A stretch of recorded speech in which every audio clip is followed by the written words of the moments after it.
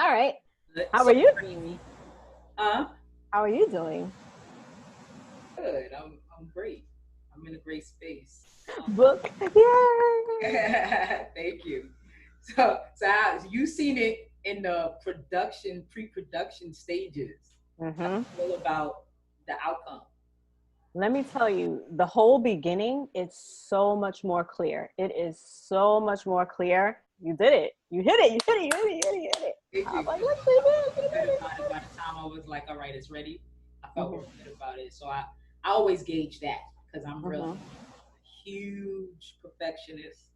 So if I don't feel like it's ready, I don't care how many people tell me it's ready, or it won't be. I gotta Hmm. be like, okay, now. And when I got that feeling, I was like, yes, it goes Yeah. Yeah. now. Nah, but you did it. It's so good in the beginning. It is so good and so clear. So, I'm happy you feel that way because it was really important for me to hear your input because you went through, the process with yeah. me. So So what about other people? What is the feedback been from others who either know you or don't really know you or whatever? feedback is like beautiful. Like I was expecting more push and pull, but I'm Hmm. not getting any of that so far. Hmm. And if I'm getting any of that, it's people who are not saying it out loud. Mm, I would much rather them say it, right. have dialogue, but the response I'm getting is beautiful, man. It's really beautiful, and it's doing exactly what it was put out to do. Like, like I told everybody, I'm like, this wasn't done for money. This was done to, put something out there for people to be able to grasp and create a different ripple in the world. Give people a space of, you know, um, questions, answers, and get into a place of building their foundation for self. And it seems like from the feedback I'm getting is doing exactly that. So I'm happy about that. Nice. So So question, that means that you have to find like a stranger, like somebody who doesn't follow you, someone who doesn't know anything about you and I'm, get them. I'm waiting for those people because I have sales from strangers.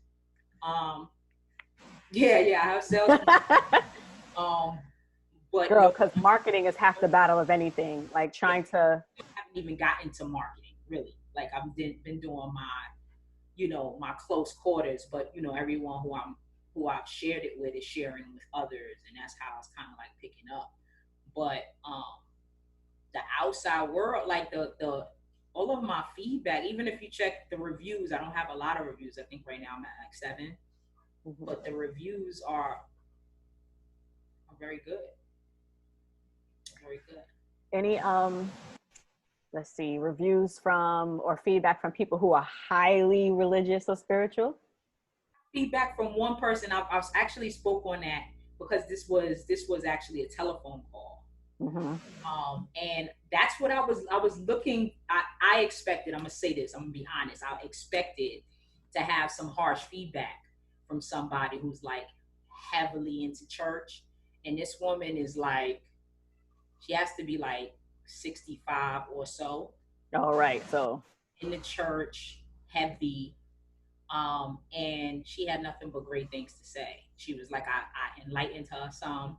She said it made me look at things from a different perspective. It made me say, and ask myself some questions. So I was like, that's a big deal. That one right there was like, right. okay, okay, okay. I don't want you to say too much more in this category because one of my questions has to do with this. So you gotta save it. You gotta save it. With the questions, Huh? you start hitting me with the questions. All right. So here we go. All right.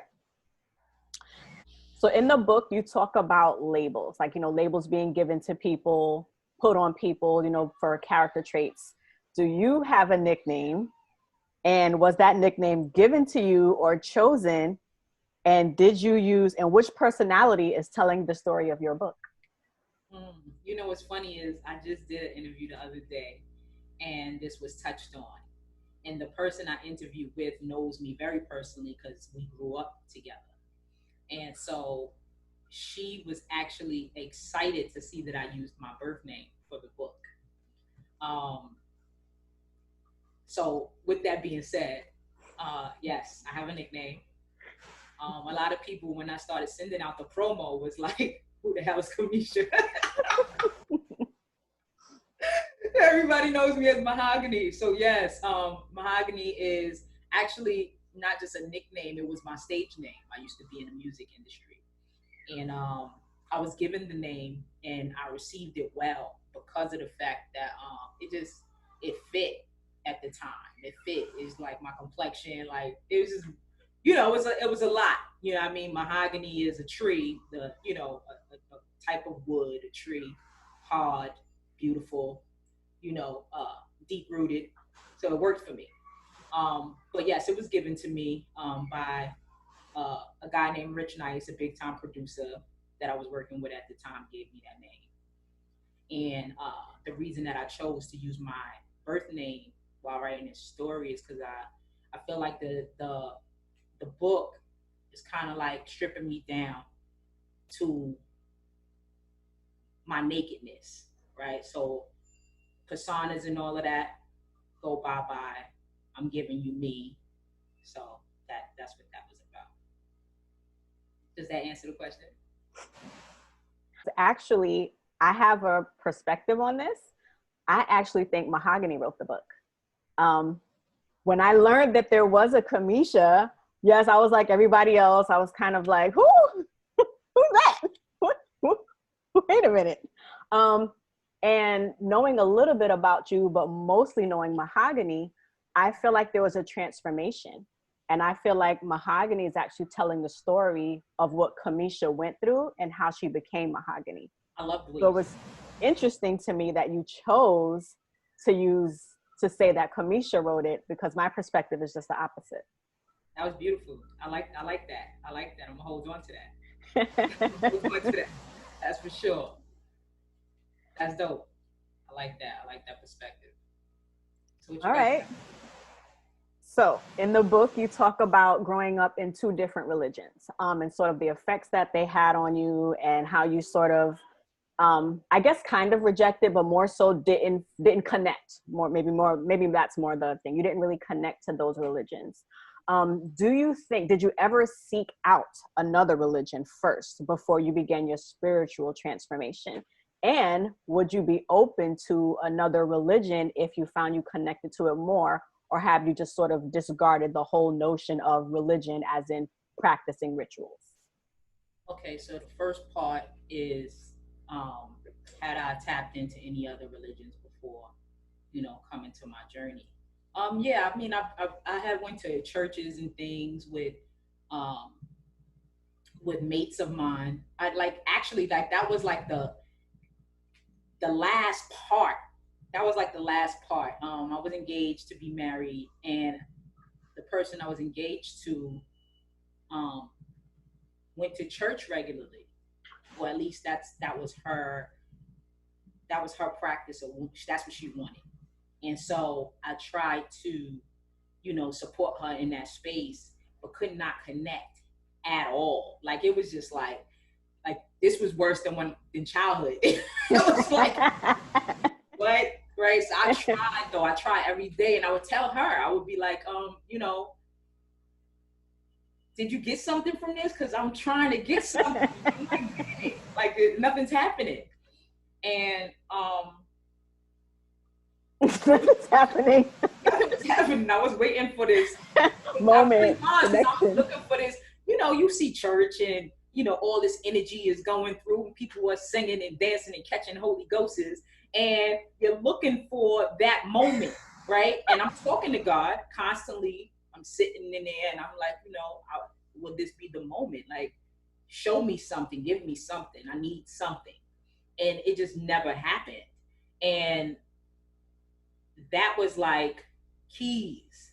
That was keys. When I came back to New York after we split, I tried it one more time. I said, maybe it's the place. I went somewhere else. And it was just like, this is deeper than a location. This is deeper. I have to tune in to something greater than this. And that's what started the process. What was the second part of the question? I said, did you ever try another religion? Oh, and if you, would you be open to looking for another religion if it came upon you, or have you just sort of discarded the whole practice of rituals? Like, do you just feel like you're just better off sticking with the more spiritual connection? So I need to be clear that the book is speaking of traditional rituals, right? Traditional religion is not discarding religion; it's discarding tradition. And when I say that, I'm talking about someone passing down something to you instead of being past something that doesn't connect with you, finding something that does, right? So I have my own. I have my. That's why I call it the religion in you, right? Right. I've created a religion within myself that speaks to my spirit. So I have my own rituals that I've come about that help me to get centered, help me to lock in, help me to get the comfort and keep me in faith. I have my own rituals. So it's not that the rituals are negative. It's not that the religion is a negative. It's that anything that is not tapped in to your spirituality is not going to get you the relationship with God that you're looking for. It's interesting you say that, because my experience was similar to that, but not exactly. Before I reached a certain point in my spiritual journey, I would go to church, like you said, because that's just what, from birth, I was christened, it was just, that's kind of like what I was brought up in. When I finally made my spiritual connection, it made me hear differently. And I went to a Catholic school. And I was there and I went through the motions. This was an elementary school. And I knew some of what they were saying, but there was no connection. It really was me just kind of going through the motions. When I reached the point that I say I connected with my spiritual journey, I hear differently. And it doesn't matter what church I'm sitting in, because I already have the connection. So someone next to me, I might be doing something else. Someone over here might be singing. Someone over here might be, catching the Holy Ghost. It really doesn't matter what everyone else is doing, because I've already made that connection. So I can participate in the rituals, or depending on which church, not, whatever the case may be. So for me, it doesn't really matter what's happening, all around me. Absolutely. And that's the point. That was absolutely the point. It's to let it be known that it doesn't take a specific space. Once you're locked in, right?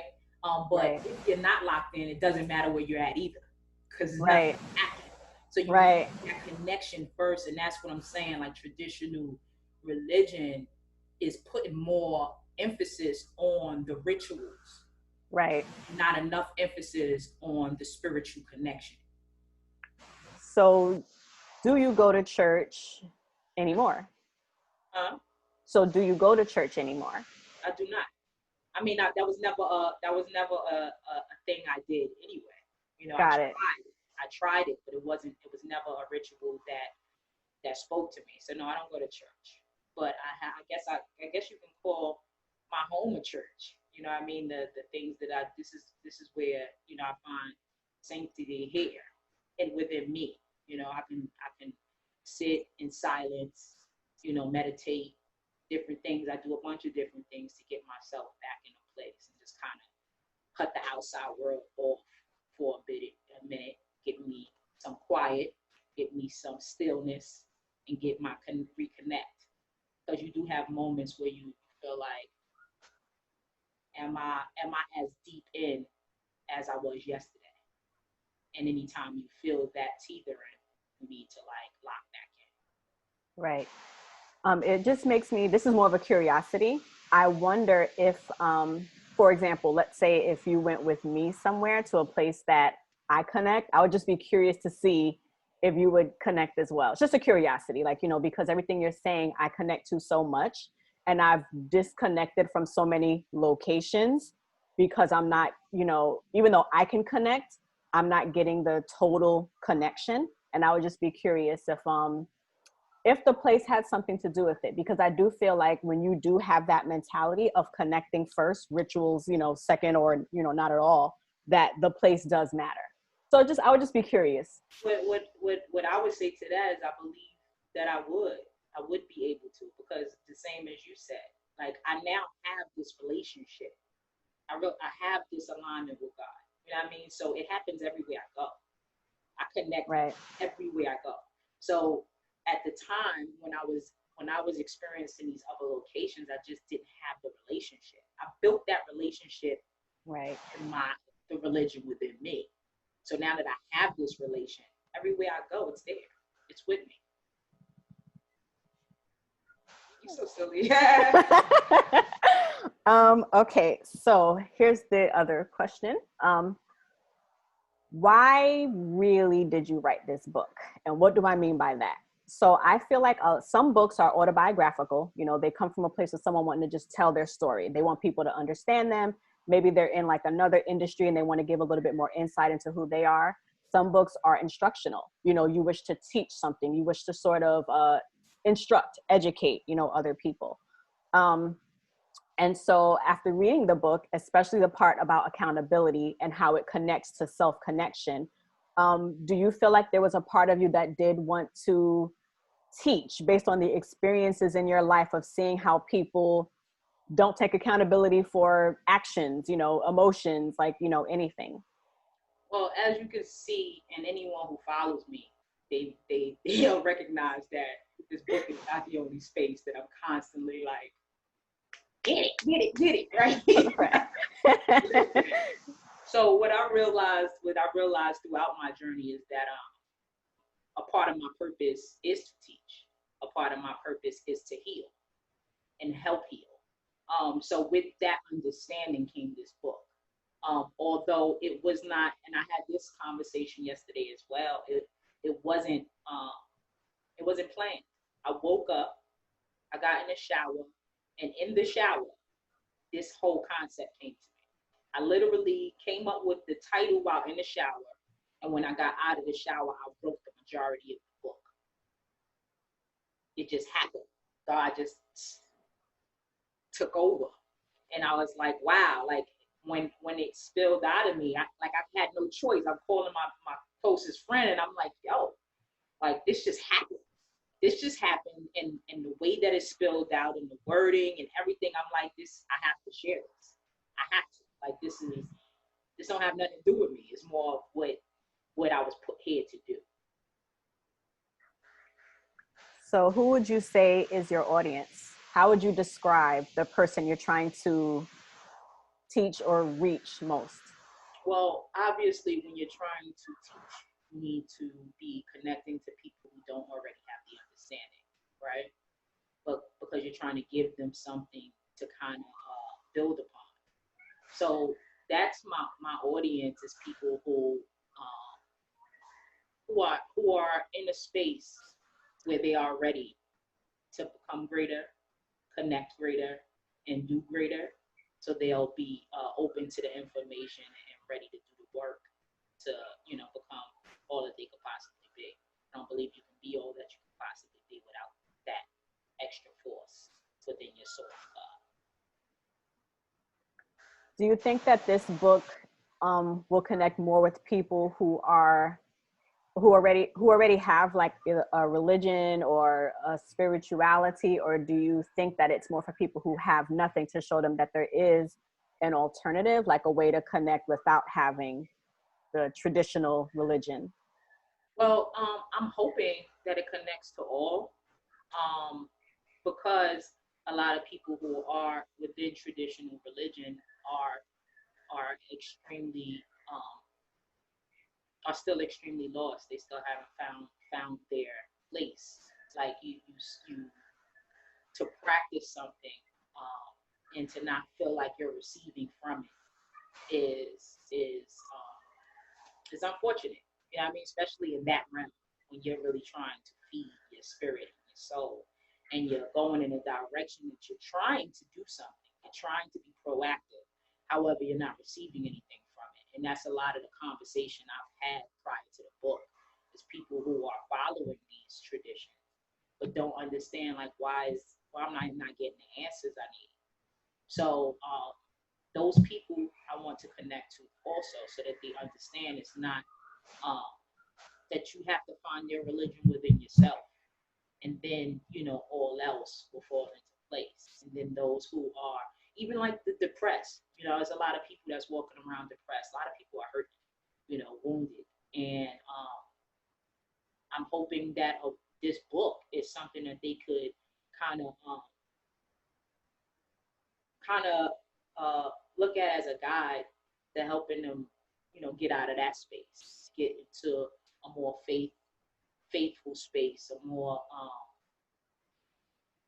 a better understanding of self, so that they're not feeling so depleted. Right. No, you did. So, I think you're right. I think the book, it definitely, it's, what's good about it is that it's more of a guide than a lecture. However, there are, right. There are going to be those who are deeply religious, deeply ritualistic, who may think you're trying to tell them, things don't exist, or, things along that line. My question is, are you ready for that? And how are you going to handle sort of defending your position without, I guess, trying to take others out of their beliefs? Well, the same way that I addressed the book, right? I didn't say anything was right or wrong. I just gave questions. I gave the reader the opportunity to ask themselves some things, to see how firm in their belief they are, right? I don't believe in pushing an agenda as much as I believe in holding people's hand and getting them where they're trying to go. So the way that I would counteract that type of interaction, pretty much with dialogue. I'm a communicator, right? So once you are able, yes, to define terms, it's really hard for people to wiggle around that. That's why I started the book with definition, right? Because we need to be on the same page before we can even have a dialogue. We need to understand that we understand these words in the same way. We define them the same. Otherwise, we're speaking two different languages, right? So once you understand that we speak the same language, now we can speak. And if we speak the same language, I don't think there's many people who are going to deviate away from talk. I think it's great. I love how you made the connections between spirituality and formation. I call it formation of the soul. I like that.